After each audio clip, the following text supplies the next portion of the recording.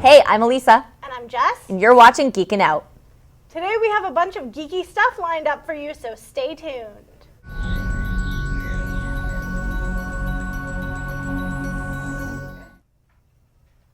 Oh my god. Oh my god. Arrow. Flash. Flaro. How do you? So Elisa, how do you feel about this crossover? So excited. I could not be more excited about this. The shows on their own are already so good. Arrow has had a lot of time to build itself up to be great, but The Flash just started, and I'm already such a fan. They've done so well with the characters already, and now to see them combine all these great characters, it's going to be epic. I'm so excited. Do you have any predictions? Oh my god, that's such a great question, because we have seen them cross over before, right? Mm-hmm. We saw them in season 2 of Arrow with the scientist and 3 ghosts, and now we're getting to see them do it again. But last time it was more Barry Allen comes to Starling City. He's just kind of a noob. He doesn't have his powers yet. He's just a CSI assistant that's kind of playing hooky from his job. He has nothing unique about him in the way of super speed or powers or whatever. Mm-hmm. This time, he is a full-fledged superhero, and judging from the preview, it looks like he's going to go a little bit insane. I don't know how that happens, but I'm so excited because Barry is such a kind of a bland vanilla character, so I'm ready for him to be like, yeah, I'm evil now. Yeah, it's cool that because we've always seen him as this like sweet kind of like, I'm just gonna save everybody kind of a thing. Like not kind of almost one-dimensional in that sense. Yeah, he's got a white knight complex. Yes. So it'll be cool to have him change personalities kind of, and for Oliver to come in and have to, in a way, rescue him. And because we've seen Oliver in just the little bits that they've been together sort of mentor him a little bit. A little bit, yeah. So we get to see that continue. But also, aside from Oliver and Barry, we get to see the rest of their teams come together. So we've got Felicity and Diggle, we have Caitlin and Cisco. Yeah, so it'll be cool to see all of them come together. And I wonder what villains we're going to have. I know Captain Boomerang is making an appearance. Remember in one of the last episodes of Arrow, they had that crazy, freaky, supersonic boomerang thing. I'm not even sure if it was supersonic, but it was just like an angry boomerang. Mm-hmm. That guy, he was so creepy, it's delicious.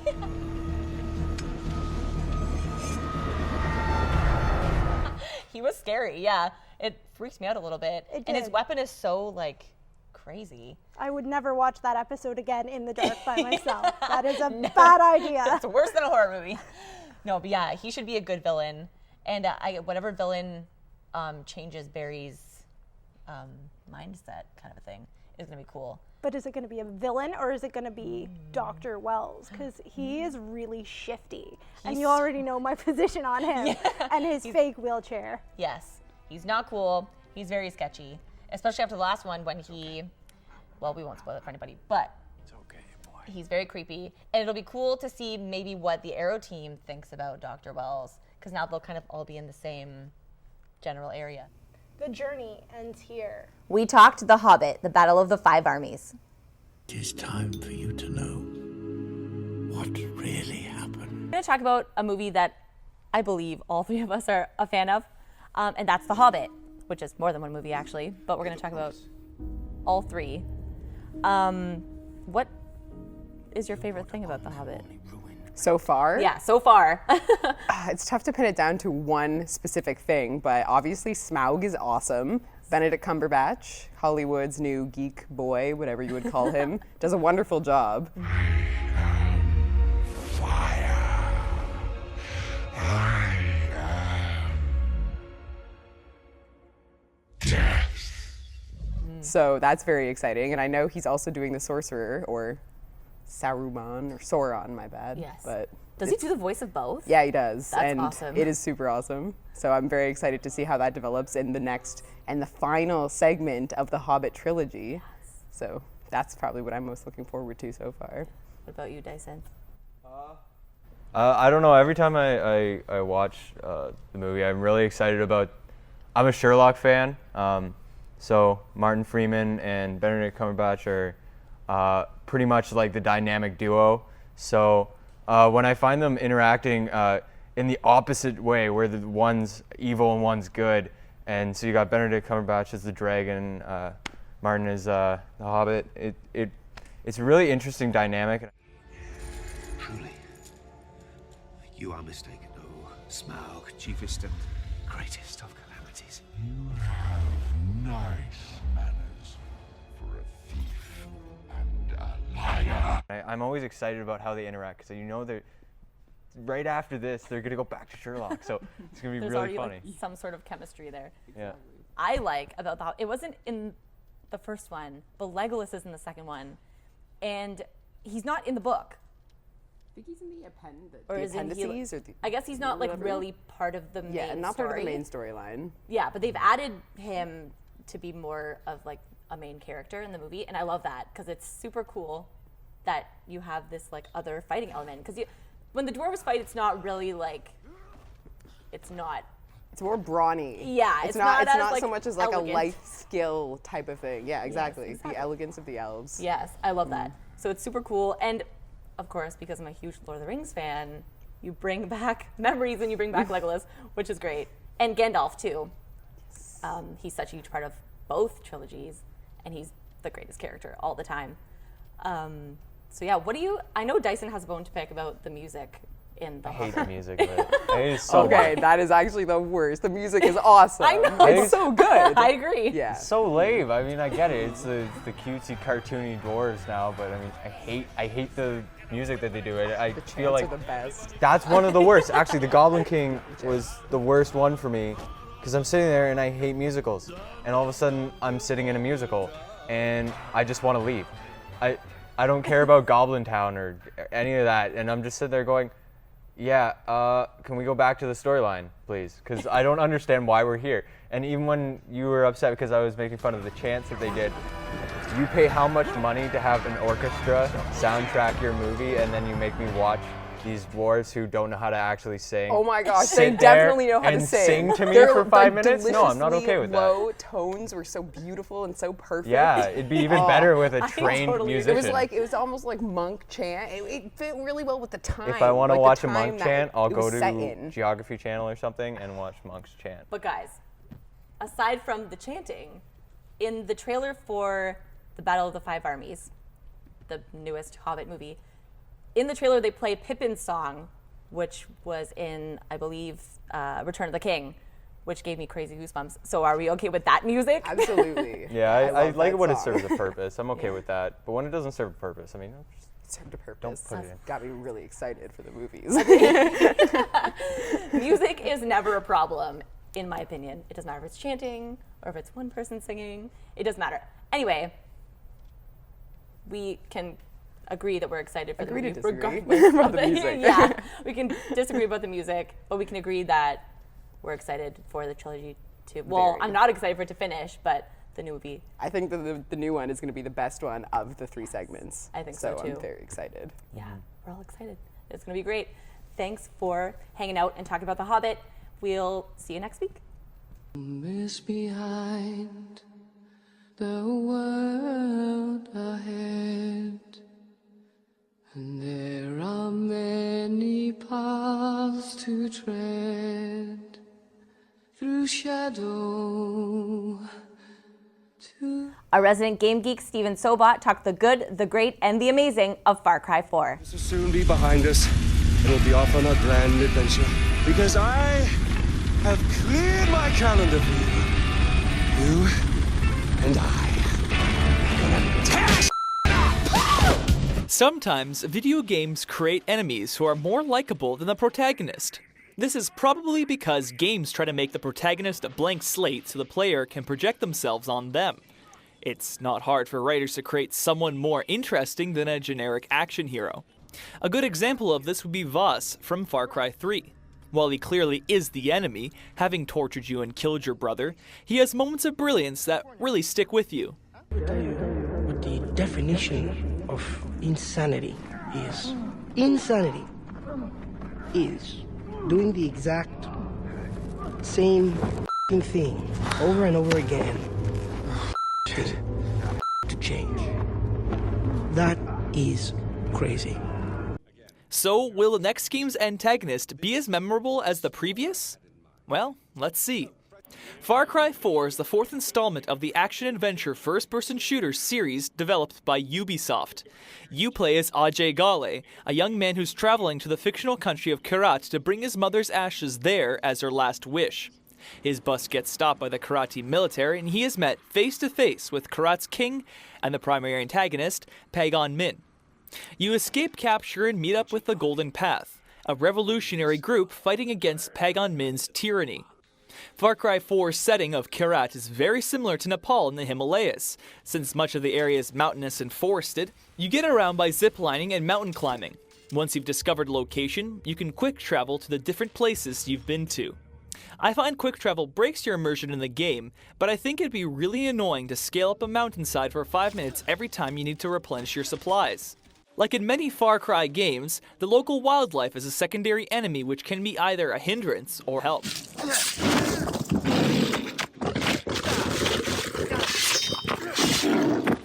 You can collect bait from dead animals to throw, attracting predators that will attack anyone near it.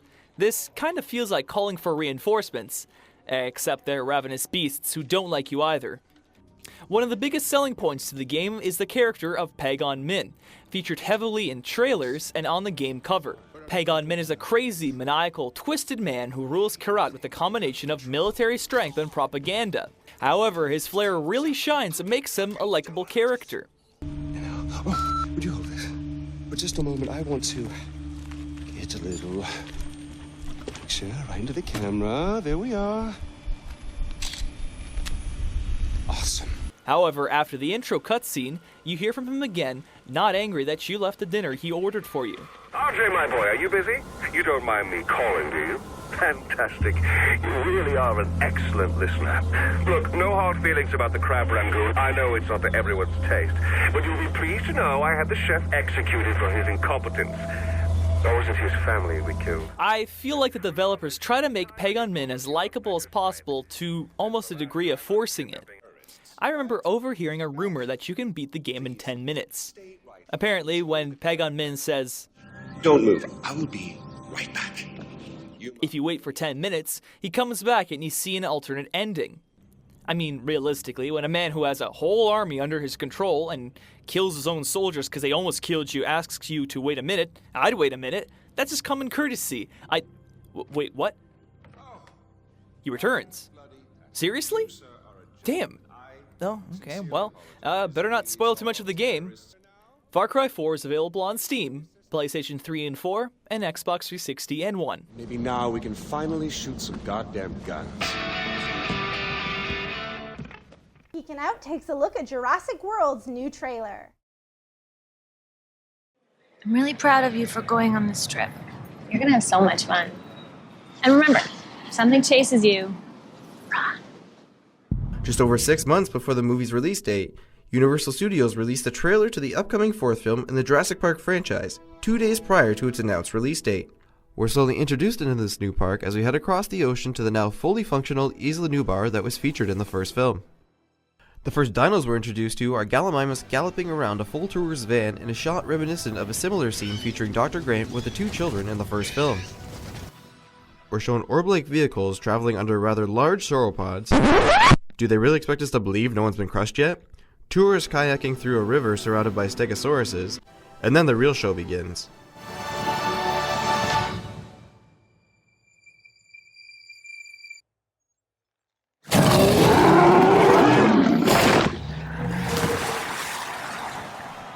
The first minute and 15 seconds of the trailer brings to life every single one of my childhood fantasies. This is the Jurassic Park of my dreams. But as we all know, what's a Jurassic Park movie without fear and playing God? Apparently, the scientists at the park didn't learn from the mistakes 20 years ago and are once again hell-bent on taking things too far. We just went and made a new dinosaur? Probably not a good idea. Suffice to say, Ian Malcolm's words from 20 years ago ring true. I don't think you're giving us our due credit. Our scientists have done things which nobody's ever done before. Yeah, but your scientists were so preoccupied with whether or not they could that they didn't stop to think if they should. And life finds a way to send the vacationer-filled park into shambles. The trailer gives us a real feel for leading man Chris Pratt's role as a member of Jurassic World's on-site staff who conducts behavioral research on the velociraptors. He seems to me to be a bit of a cross between Robert Muldoon and Dr. Grant with his tough but knowledgeable demeanor.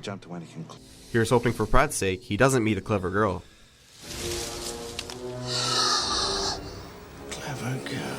Pratt provides the voice of reason when he hears of the park's scientist experiments, and evidently, just like in the first film, no one listens until it's too late. Bryce Dallas Howard plays one of the park's scientists and is shown in a scene eerily reminiscent of Dr. Ellie Sattler's generator scene with the raptor from the first film. The trailer has only increased my expectations for the film. So have you heard about all the reboot action happening lately? Yeah, I totally have. Reboot? Have you girls heard about the new reboot? It's gonna be like the best reboot since forever. Oh God, who let Steven out of his cage? Our geeky guys talked all about the new reboot. I come from the net, through systems, peoples, and cities, to this place, Mainframe.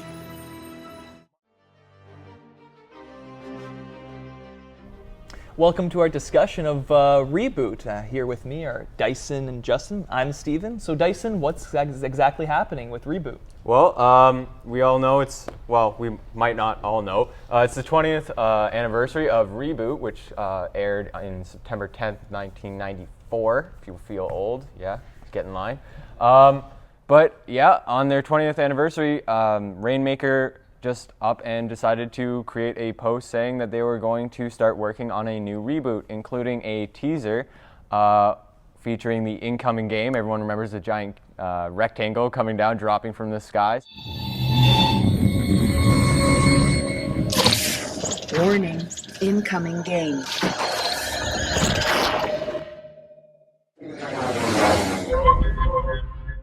Got goosebumps seeing that. The interesting thing is they're not going to start where they left off. They're actually going to aim for a new generation of Reboot fans, and they are going to start in a whole new universe, they say. So that leaves the question whether we should get excited or incredibly scared as to whether they are going to buttress this series or utterly destroy it. I'm personally excited. I know I'm not the only one that's excited. Steven, how are you feeling about this? I really liked Reboot as a show. It was kind of a bit of my childhood. I always loved like the whole 3D graphics. I've watched all the show about 3 times, and I've realized that season 1 and 2, that's kind of the cheesy stuff most people remember. They're going inside games. Graphics are significantly more Polygon-esque. But then when they go into the season 3 and 4, the show gets a little bit not exactly super gritty or super intense, but it changes from campy and colorful to kind of a little bit more grim. Undead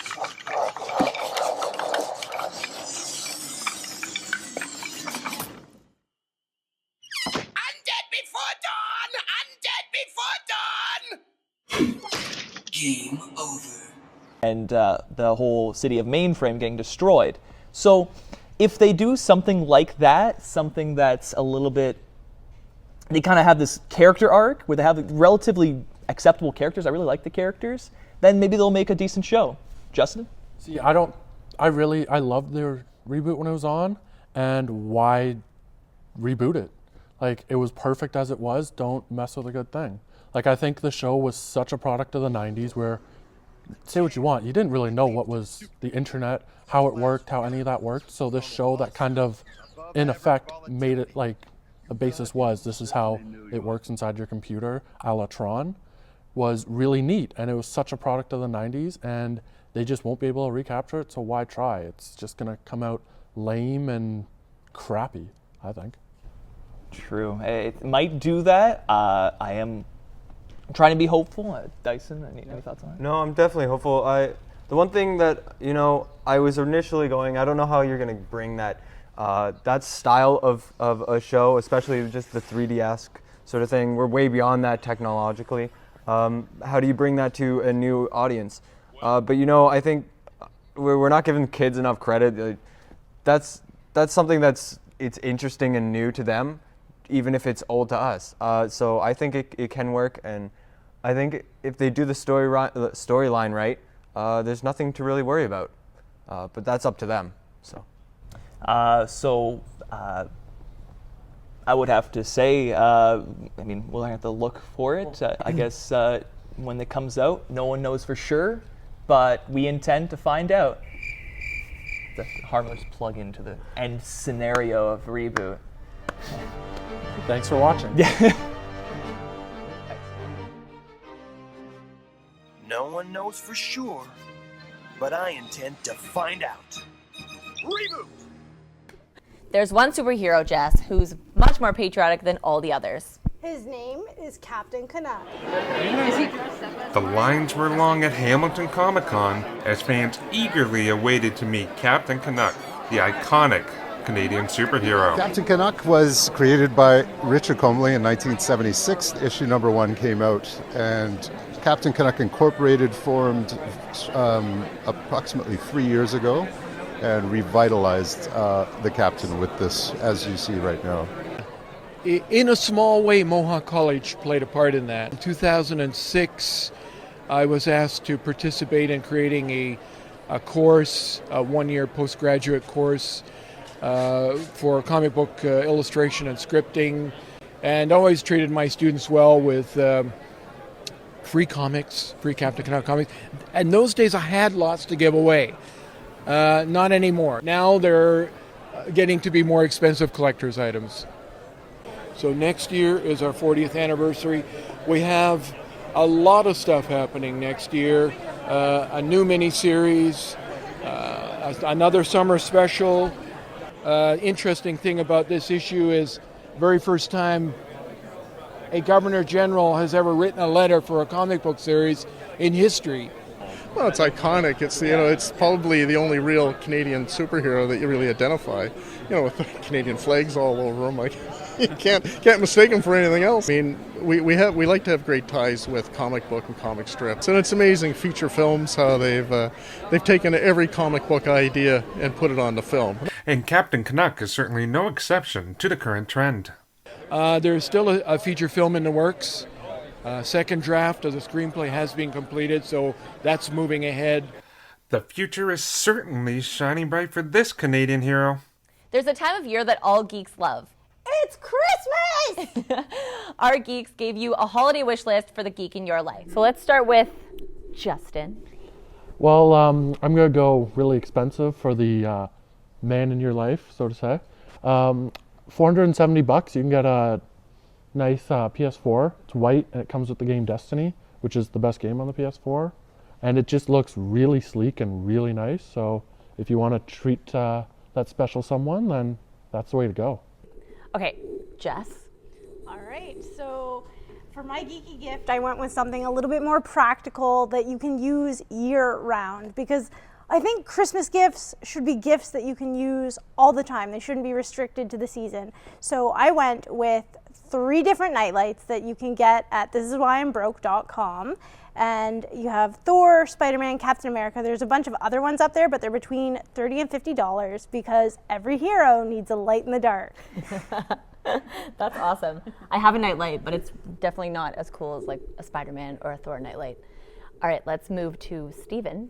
If you have a friend and such, and you each want to play a game that's kind of a tag team, great to play with. Pokemon Alpha Sapphire and Omega Ruby just came out. It's the remake of the 3rd generation of Pokemon games. One of you gets one, the other one gets the other. You each intermingle which Pokemon you each get, and then you play together. It's Pokemon's one of the greatest games you can get on the 3DS, and you can argue whether it is or not, but I'm going to state that clearly because it is fact. So it's a great gift. It's not super expensive, about $40. And Pokemon goes way back. Everybody knows and loves Pokemon. Even if they didn't watch it, they know who Pikachu is. I mean, come on, if you don't know.